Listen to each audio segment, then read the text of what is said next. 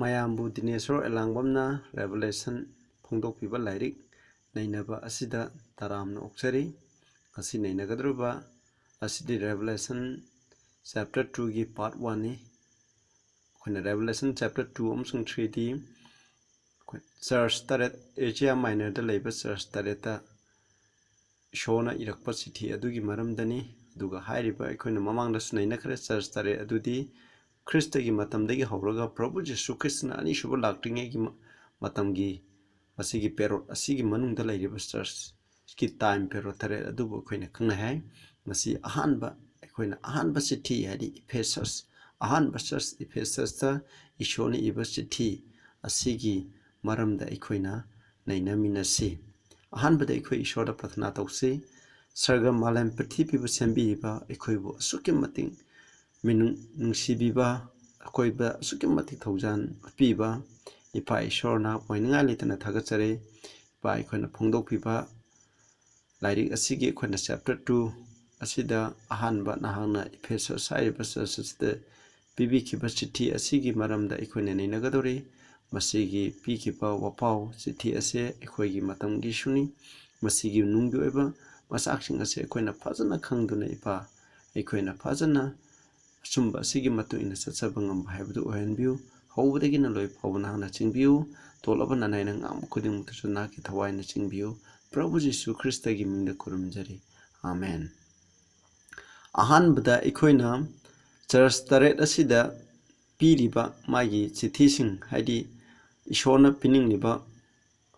pautaksing ase kari karino haiba masigi lettersing ase chithising ase phajana mamutana aikoina khange haiba taragadi aikoina makhagi point tare ase aikoina chithi gi charu khudingda yaure haiba pointsing ase aikoina phajana khangadabne ahanba aikoina khangadabse church adugi meaning khangba yam darka lai church adugi meaning adugi matungina ishona masida pideba message ni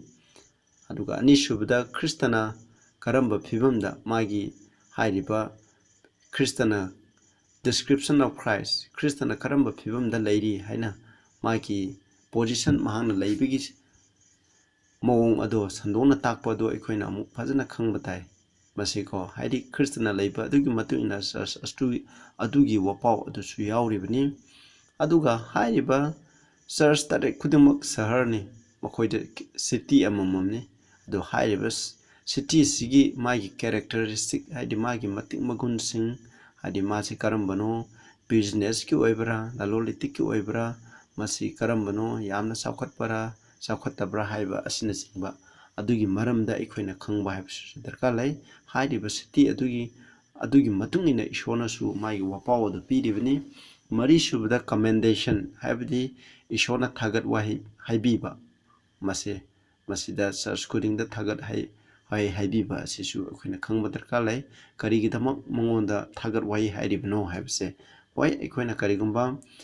akoina tawriba thaba adugi matungna ishona akoibu commendation piribani madugidamak aduga manga subda reproof haidi ishona chaiba hairiba church asida kari asoiba lai kari aramba lai kari awatpa lai haina ishona warak watem biribase masiju khangba darka lai hairiba asi masimasu darka lai aduga taruk subda counsel ishona advice piba magi pautak piba asisu akoina khangba tai pautak haibse akoigi asonba aduga mari lainana piribani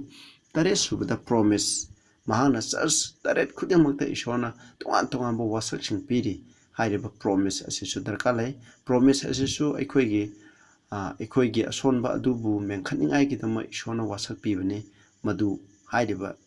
ase khangba darka lai hairiba point tare ase aikoina phajana khangnaba asigi matungna magi meaning se phajana khangduna aikoina nainaba taradi masigi koina chithi church khudingda thariba chithi asigi mamutana phajana lawba ngamgani masigi chithi khudimase nang ingonda aikoi isamakta hoji chu relevant oiriba hoji chu aikoi condition adugi matungina aikoina lawsanba yaba parake amarum yauri hariba parasing ado aikoina lawsanse ahanba aikoina Ephesus hariba masigi ase aikoina khangai masi karaida laibno Asia Minor da laibni again sigi manang nakpada aikoina laiba adugumba sahar amani mase ꯑꯗꯨꯒ ꯃꯁꯤꯗ ꯏꯁꯣꯔꯒꯤ ꯆꯔꯆꯁꯨ ꯂꯩ ꯃꯗꯨꯅꯤ ꯑꯗꯨꯕꯨ ꯍꯥꯏꯔꯤꯕ ꯏꯐꯦꯁꯁ ꯍꯥꯏꯕꯁꯦ ꯃꯁꯤ 31 AD ꯗꯒꯤ ꯍꯧꯔꯒ 100 AD ꯒꯤ ꯃꯇꯝ ꯍꯥꯏꯕꯗꯤ ꯁꯦꯕꯣꯛꯁꯤꯡꯅ ꯄ꯭ꯔꯚꯨ ꯖꯤꯁꯨ ꯈ꯭ꯔꯤꯁꯅ ꯁꯤꯕꯗꯒꯤ ꯁꯦꯕꯣꯛꯁꯤꯡꯅ ꯑꯔꯣꯏꯕꯒꯤ ꯁꯦꯕꯣꯛꯁꯤꯡ ꯍꯥꯏꯕꯗꯤ ꯃꯔꯨꯑꯣꯏꯅ ꯖꯣꯟ ꯐꯥꯎꯕꯒꯤ ꯃꯇꯝ ꯃꯥꯅ ꯁꯤꯕꯒꯤ ꯃꯇꯝ ꯑꯗꯨꯒꯤ ꯆꯔꯆꯀꯤ ꯃꯇꯝ ꯑꯗꯨꯕꯨ ꯑꯩꯈꯣꯏꯅ ꯈꯪꯅꯩ ꯑꯍꯥꯟꯕꯗ ꯑꯩꯈꯣꯏꯅ ꯏꯐꯦꯁꯁ ꯍꯥꯏꯔꯤꯕ ꯑꯁꯤꯒꯤ ꯃꯤꯅꯤꯡ ꯑꯩꯈꯣꯏ ꯌꯦꯡꯃꯤꯟꯅꯁꯤ ꯏꯐꯦꯁꯁ ꯍꯥꯏꯔꯤꯕ ꯑꯁꯤꯒꯤ ꯃꯤꯅꯤꯡꯗꯤ ꯗꯤꯖꯥꯏꯔꯦꯕꯜ ꯍꯥꯏꯕꯅꯤ ꯗꯤꯖꯥꯏꯔꯦꯕꯜ ꯍꯥꯏꯕꯗꯤ ꯑꯄꯥꯝꯕ ꯍꯥꯏꯕꯅꯤ ꯑꯄꯥꯝꯕ ꯍꯥꯏꯕꯅꯤ ꯑꯗꯨꯅ ꯃꯁꯤꯒꯤ ꯆꯔꯆꯁꯦ ꯏꯁꯣꯔꯅ ꯑꯄꯥꯝꯕ ꯑꯗꯨ ꯑꯣꯏ ꯃꯗꯨꯒꯤꯗꯅꯤ ꯑꯩꯈꯣꯏꯅ ꯄꯥꯁꯦ Revelation 2:1 Unto the angel of the church of Ephesus write aduna Ephesus church ki sagadut aduda you haidi angel adi maigi messenger aduda you hai this thing said he that holdeth the seven star in his right hand mahaki yathangba makhutta thawamisak taret chetna pairiba mahangna hai who walketh in the midst of the seven golden candlesticks sanagi candle makhong taret aduki marakta satliba mahangna hai haibni masidagi aikoina khange Christagi position haise karino haiba matanda mahangna thawamisak taret ado mahaki yethangba makhutta paiduna haibang ngasagi candle makhok taret adugi manungda chali candle makhok taret haibadi aikoina mamangda jai kare 7 golden candlestick haibsina represent tawibse aikoina church taret adubu khangnai haibe adu 7 star haibse su aikoina khangre 7 star na khangnai se messenger haiba church taret asigi messenger sing adubuni aikoina khangnaribse magi sargadu sing messenger sing adubu khangnai haiba sing adu messenger sing adu punama adu mahangna makhutta pai adu candle sing adugi marakta mahangna satli habni habdi church taret asigi manungda mahangna satuna lei habni masina hadi Ephesus ta hining ibse kaino aduna church khudimak se nakoi gi marak se aina nakoi karisu kiningai leite aina yengsali nakoi aigi khubam nungda leiri habse mahangna hining ibni habse akoina kawgum se aduga Leviticus 26 ke tep ta ju ishona aikoi gi marakta nakoi gi marakta chatkani aikoi gi ishor oigini mahangna aikoi gi mi oigini haina I Deuteronomy 23:14 da su hai adun for the Lord thy God walk in the midst of thy camp nangi camp marakta ishona chatkani nakpu kanbigini hai first 2 Corinthians 6:12 da hai ishona hai aina makoi gi marakta laigani makoi ga chaminagani makoi gi ishor oigini makoina aigi mi oigini hamni masigi wasak sineba Ephesus church piripse nakoi karisu waninga leite aina nakoigi marakta adum laigini nakoigi awar apa khudingmo yengbigani aina nakoibu khudong theba khudingdeki kanbigini habse pasine masida hai koina 7 star digi maramda salagumsi 7 candlestick habse masigi maramda ju 7 candlestick asigi manungda Christian sale have this church haidi matam khudingda church khudimaki magi affairs ai magi thabak torom interest kuding tamana sexually makoida mangan piri habse masini aduga ekoina mu yengchi Ephesus side base John gi matamda lairamba ahanba church ni mase Christian hek sibada hinkalakpadagi aduga aroiba apostle na sibagi matam ekoina mamangda jai kare 31 AD gi 100 AD gi matam asai bokki matam ni haiba church asidi yamna asengbo iba yamna thawai changba ishogi Prabhu Jisu Christagi achumbado prithibi mapang khudingta sandokpa yamna thawai changba pukchen chengba aduni makoina yamna mingchen khanglami tuga makoina koigi thamoida ko aranba thamoi tawba mising haidi false hearted oibasing adugumba sing adu church pu mangan thaningai tawba khuding adudagi makoina yamna ngak chenduna lerami adu makoising ado duga makoina ishorgi achumbasing ado believers sing da mapung phana makoina takpi tambi habse masineba ikoina khange masine aduga magi shahar ki mong se ikoina mu yengsi duna magi shahar Ephesus hariba shahar se lalol itiki yamna moruiba center amane mase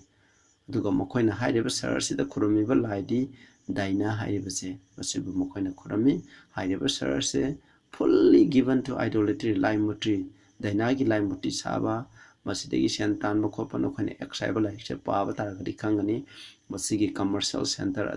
adugumbani pasina maduda leiba mi khudimo maduda oi maroina isorgi missing asu masida lining oigedaba yam leiba adugidama isona warning pibani revelation 2:2 da ikoi yengsi I know thy works aina nangi thabak khangi thy labor nangi nangna suno madu khangi thy patience akoigi khang kan madu khangi and how thou cannot bear them which are evil phattaba haibadi pap haibadu nakoina puba ngamde khangba ngamde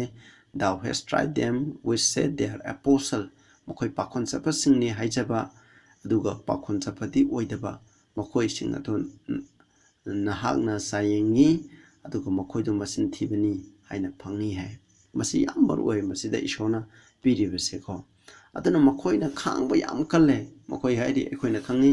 apostle Peter hoy laidi kudema Prabhu Jesu Christ ki sabok sing kudema ishogi wapau sandok ngai kidama mapam kuding da ishogi wapau sandok ngai kidama khangba kanna ishogi wapau sandok kobni aduga Paul masamu asudi mati awaba khangkheba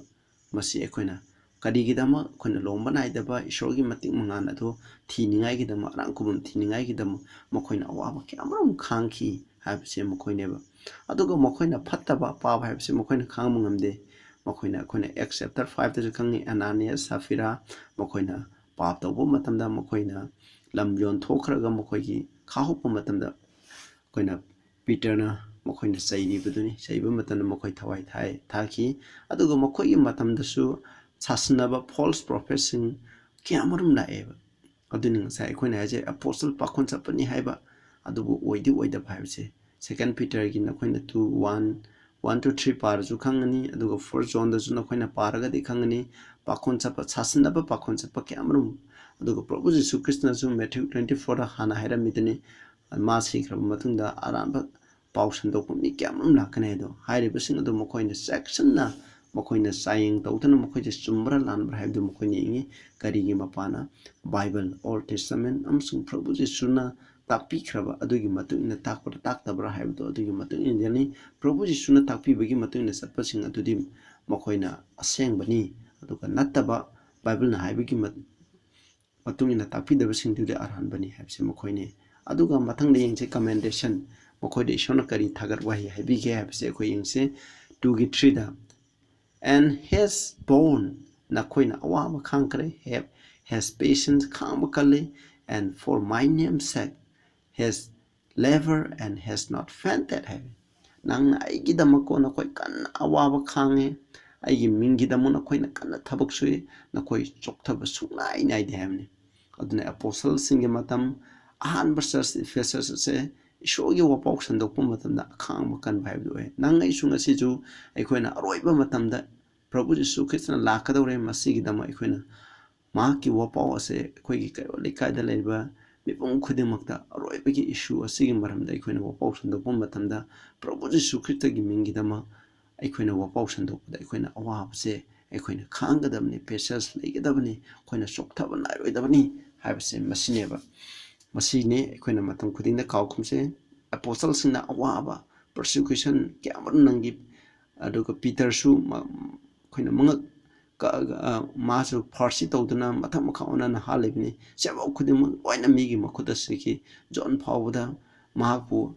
aroibada mahakpu thawgi kainoda haithaba matamda kom thawgi khangdagi mahakpu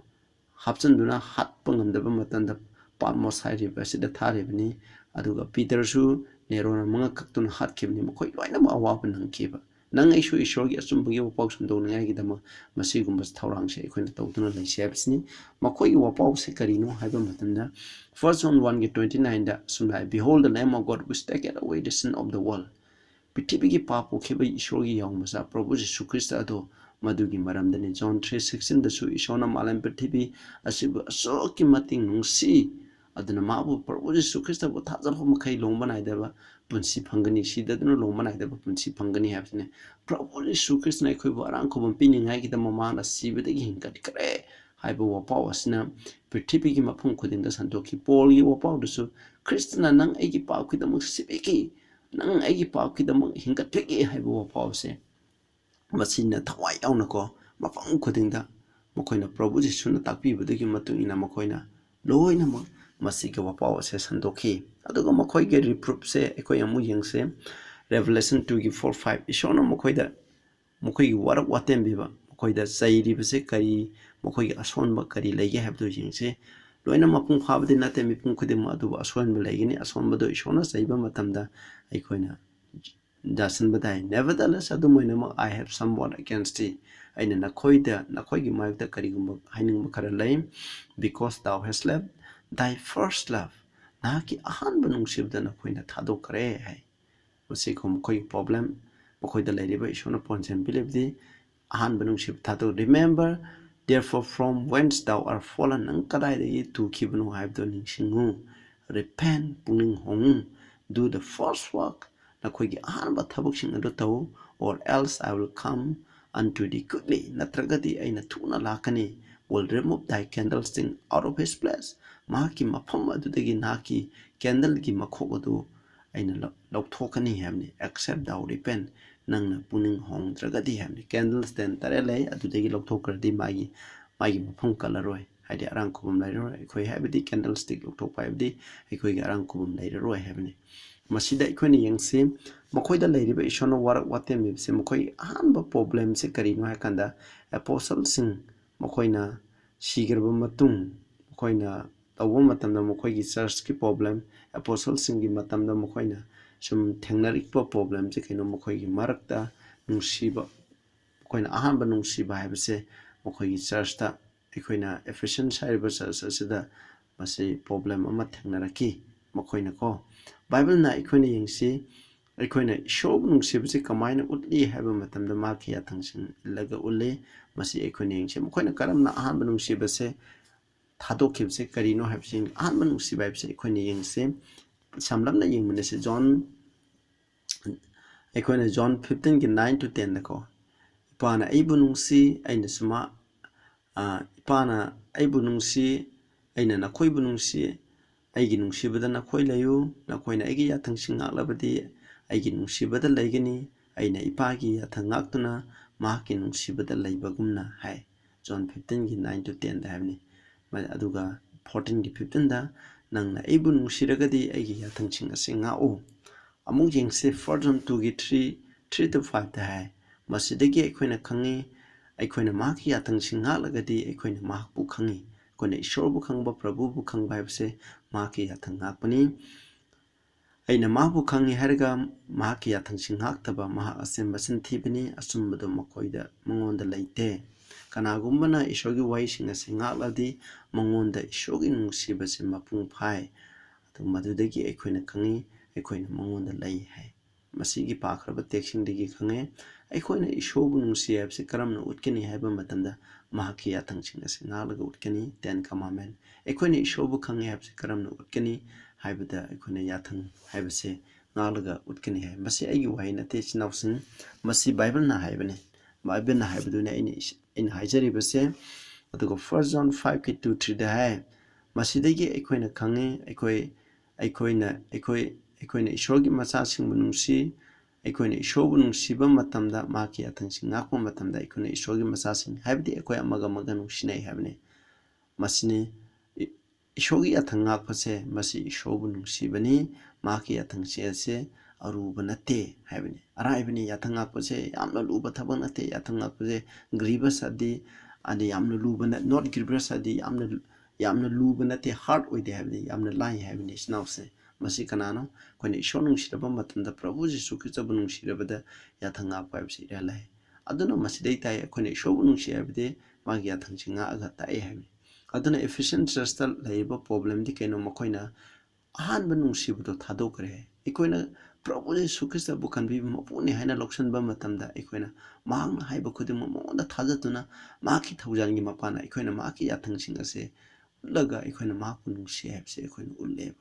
adugumba nungsi haiba fervent love ekoina ahanba ishobu pungsiba matamda thawai aksang yauna ishona haiba induna maki angbagi matungna saliba adugumba nungsibado Ephesians da laiba church ngasina mangki nang isu adugumba phibum aduda ngasi lairibra habse ekoina yengsi sinausa adu oiba taragadi ekoina madu puning hongduna halakadabni aduga puning hongu habsini ꯑꯅꯤꯁꯨꯕꯗ ꯄꯨꯛꯅꯤꯡ ꯍꯣꯡꯕ ꯍꯥꯏꯕꯁꯦ ꯑꯩꯈꯣꯏꯅ ꯀꯩꯗꯧꯒꯅꯤ ꯑꯩꯈꯣꯏꯅ ꯏꯁꯣꯔꯗ ꯍꯜꯂꯛꯀꯦ ꯍꯥꯏꯇꯥꯔꯗꯤ ꯑꯩꯈꯣꯏꯅ ꯄꯨꯛꯅꯤꯡ ꯍꯣꯡꯕ ꯗꯔꯀꯥꯔ ꯂꯩ ꯌꯥꯝꯅ ꯍꯛꯆꯤꯟꯕ ꯄꯨꯛꯅꯤꯡ ꯍꯣꯡꯕ ꯗꯔꯀꯥꯔ ꯂꯩ ꯃꯁꯤꯒꯤꯗꯃꯛ ꯑꯩꯈꯣꯏꯅ Leviticus 26ꯒꯤ 40 to 42 Deuteronomy 30ꯒꯤ 1 to 3 Daniel 9ꯒꯤ 3 4 Matthew 4:17 Acts 2:28 नखोइना पाबियु अदुगा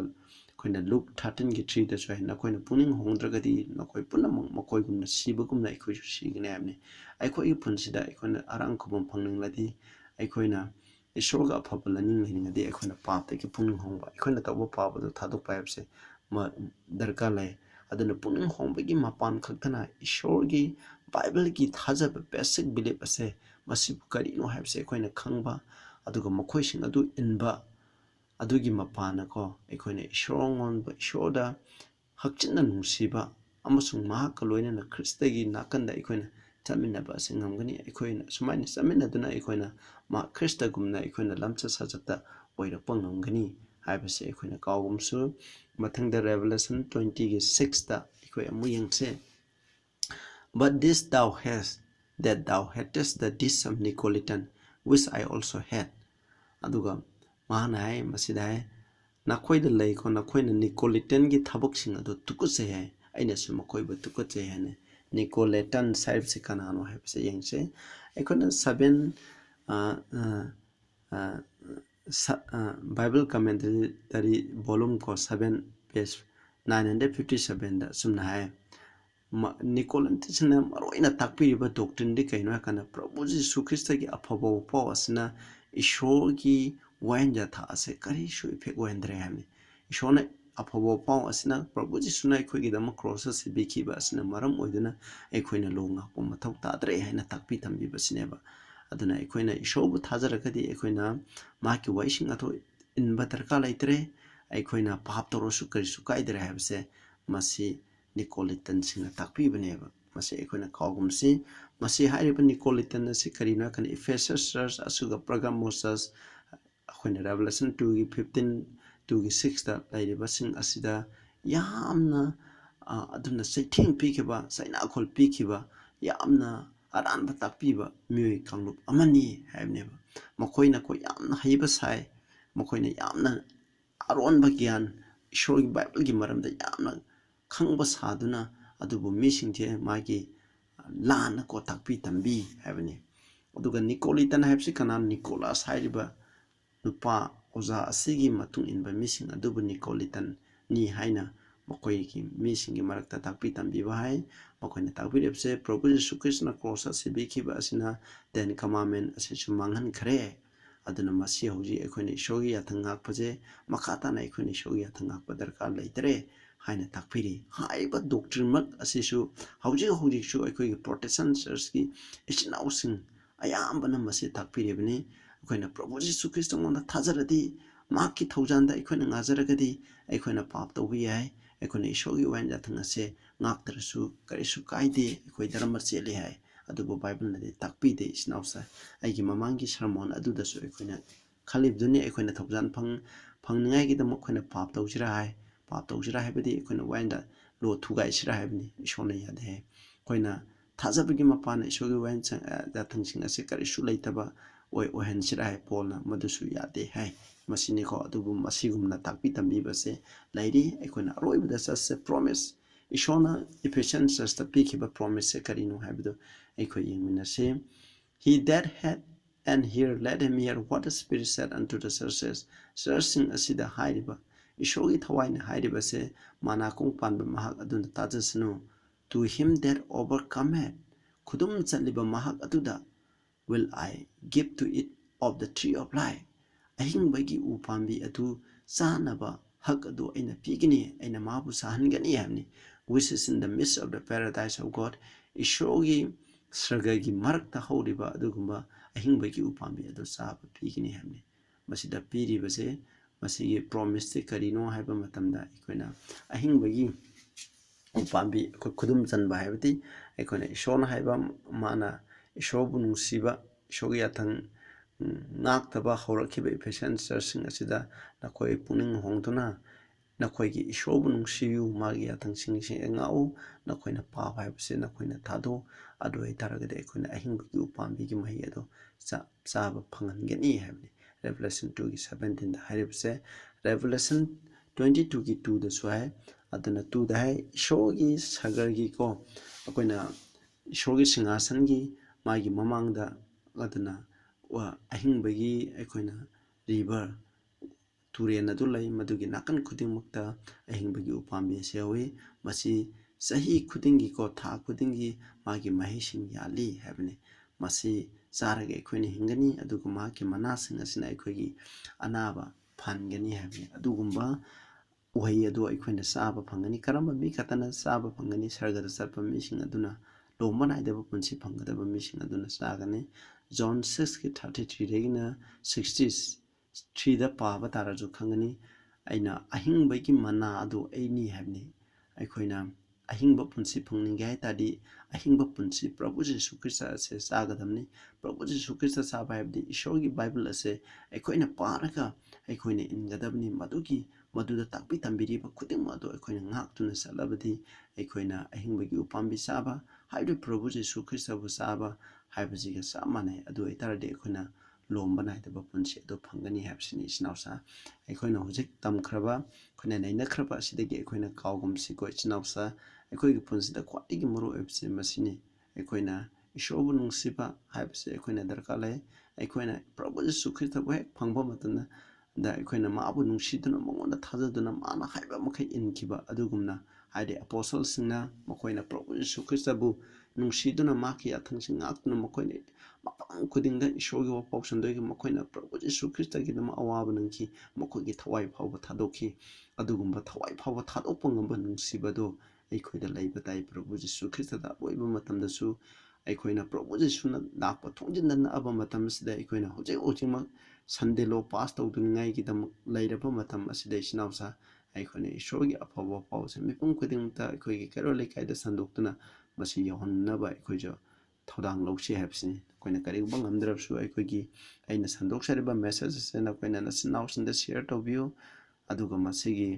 मीसिंग असे अखोइगी यूट्यूब असे यंगनबियो अदुगा सब्सक्राइब तौहनबियो अदु इतारदी नखोइदसु ईश्वरना बोल पीबा अदो ngamgani हैबसिनी अखोइना एफेसियंस चर्च पीखेबा ईश्वरगी पौताक लेटर असिगी नुंगी ओइबा अर्थदो अखोइना फजना खंख्रे खाइरिबा खुदिंमसे अखोइदा लौसनसी इस्नाउसा अखोइना बाइबलना हाइबदुगी मतुंगना ससि हाइना आइना मयामदा अपील तौरी ताबिरिबा खुदिंमक्ता ईश्वरना बोल पीबो ओइसनो अखोइ प्रार्थना तौसी स्वर्गमालन पृथ्वीबु सेंबिरिबा इपा ईश्वर थागसरे अखोइना नाहन एफेससता पीखेबा पौताक खुदिंमा अदो अखोइगिनी इपा अखोइसु अपोस्टल सिंगुना हाइबा इनगुमना अखोइसु हाइबा इनबा ngamenbi इपा अखोइदा मतम खुदिंगदा नाहकपु नुंसिबा असेटपा नुंसिबदो अखोइदा लैबा ngamenbi फत्तबा खुदिंमा असेबु तुकुचबा हाइबसे अखोइगी थमोइदा लैबा ngamenbi नाहकी अरानबा वपाउ संदोकपा मीसिंग असे नाहकी बाइबलगी मतुइना मखोइसे अरानबा वपाउ संदोकपनि हाइबदो खंबा ngamenbi मतम खुदिंगदा बाइबलना हाइबगी मतुइना सतुना नंगोंदा थाजदुना नाहकी थौजानगी मपाना नंगोंबु नुंसि हाइबसे नाहकी अथंसिंग असे इनदुना उत्पा ngamba नुपा नुपि हाइबदो ओहनबियो अखोइबु अखोइ खुदिंमक्की मथक्ता बोल पिनाबियो ताबिख्रबु खुदिंगदसु बोल पिनाबियो प्रभु जीशु ख्रिस्टगी मिंगदा खुरमजरी आमेन।